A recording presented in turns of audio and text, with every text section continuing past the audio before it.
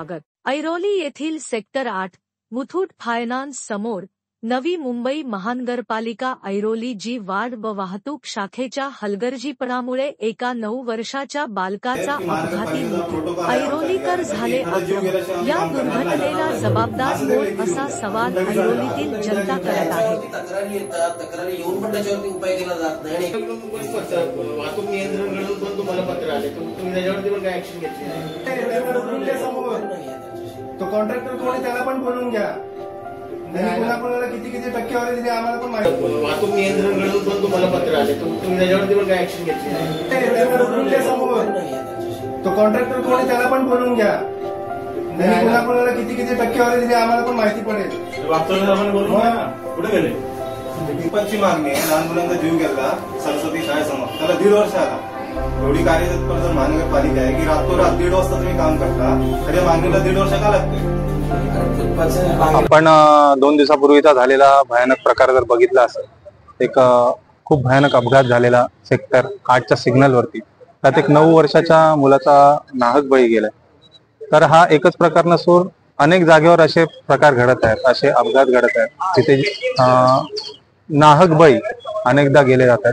कुठेतरी मनामध्ये ही आशंका निर्माण होते की महानगरपालिकेने काय एखादा भेद बनवलाय की एखादा बळी गेल्याशिवाय आम्ही कामच करणार नाही। तसं असेल तर महानगरपालिकेने ते लिहून तरी द्यावा, म्हणजे आम्ही ते प्रसारित करू की बाबा इथे बळी द्यायचा आहे तरच ही कामं होतील, इथे बळी गेला तरच हे खड्डे विसतील, इथे बळी गेला तरच अनधिकृत कामं बंद होतील, इथे बळी गेला तरच भ्रष्टाचार बंद होईल। असं असेल ते लेखी द्यावं, त्या स्वरूपात लोकांना ती माहिती पोहोचेल।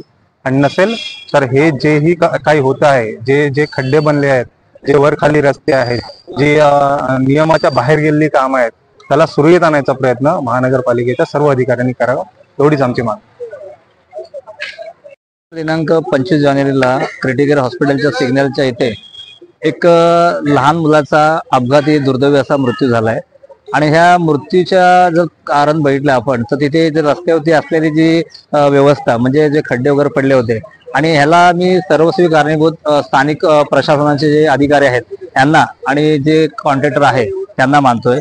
आणि आम्ही ह्या निवेदनाद्वारे असे आम्ही निवेदन देतोय त्यांना की त्यांच्यावरती सदोष मनुष्यवधाचा गुन्हा त्यांच्यावरती व्हावा आणि संबंधित अधिकारी आणि कॉन्ट्रॅक्टर यांना त्या सर्व बाबतीत त्यांच्यावरती कारवाई व्हावी। आणि त्याच बरोबर त्या ठिकाणी एक सतत असा कंटिन्यू एक ट्रॅफिक हवालदार असावा आणि तो जो रस्ता आहे त्याच्यावरती अवजड वाहनांना दिवसा बंदी असावी अशी माझी मागणी या निवेदनातून मी करतोय। धन्यवाद। 25 तारखेला मुथूट फायनान्सच्या समोर क्रिटिकल हॉस्पिटल सेक्टर 8 येथे एक 9 वर्षाच्या मुलाचा ऍक्सिडेंटमुळे मृत्यू पडलेला, आणि तिथे काही खड्डे होते आणि तो कट होता, कटच्या मुळे त्या पोराचा ऍक्सिडेंट झालाय असं निदर्शनात आलं। आणि आम्ही तिथं प्रत्यक्ष जाऊन बघितलं पण, आणि महानगरपालिकेच्या अधिकाऱ्यांना वारंवार तिकडची लोक जे आहेत त्यांचा पत्रव्यवहार केले, पत्रकार बांधवांनी पत्रव्यवहार केले, तरीही त्यांनी काही तिथे लक्ष दिले नाही। आणि त्यांच्या हलगर्जीपणामुळे तो ऍक्सिडेंट झाला असं आम्ही हे करतो। आणि त्यांना जाब विचारायला आलो पण ते अधिकारी कोणी उपस्थित नव्हते तिथे। मग त्यांना फोन केल्यानंतर, मग त्यांना रिक्वेस्ट केल्यानंतर ते आले की एक आम्ही 11 वाजल्यापासून सर्व पक्षी इथे थांबलेलो, पण नंतर त्यांना आम्ही फोन केला आणि फोन केल्यानंतर ते इथे आले आणि त्यांनी आम्हाला सांगितलं की आम्ही प्रोसेस चालू आहे त्याची, आम्ही लवकरात लवकर ते जे कट आहे ते कट कामं करण्याचं आम्हाला आश्वासन दिले त्यांनी। दिनांक 25 जानेवारी रोजी दुपारी 2च्या सुमारास सेक्टर 8 इथे एक अपघात झालेला होता।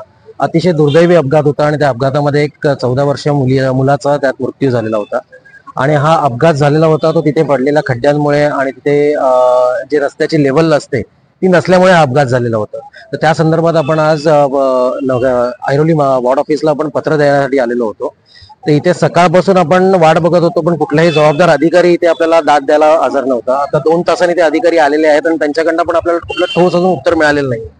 तर त्यांना आपण अशी मागणी केलेली आहे की जो तिथला ठेकेदार आहे त्याच्यावरती आपण एक गुन्हा दाखल करावा आणि त्याची चौकशी करावी की त्यांनी अजून कुठे कुठे कामं केलेली आहेत आणि कुठल्या पद्धतीची कामं केलेली आहेत।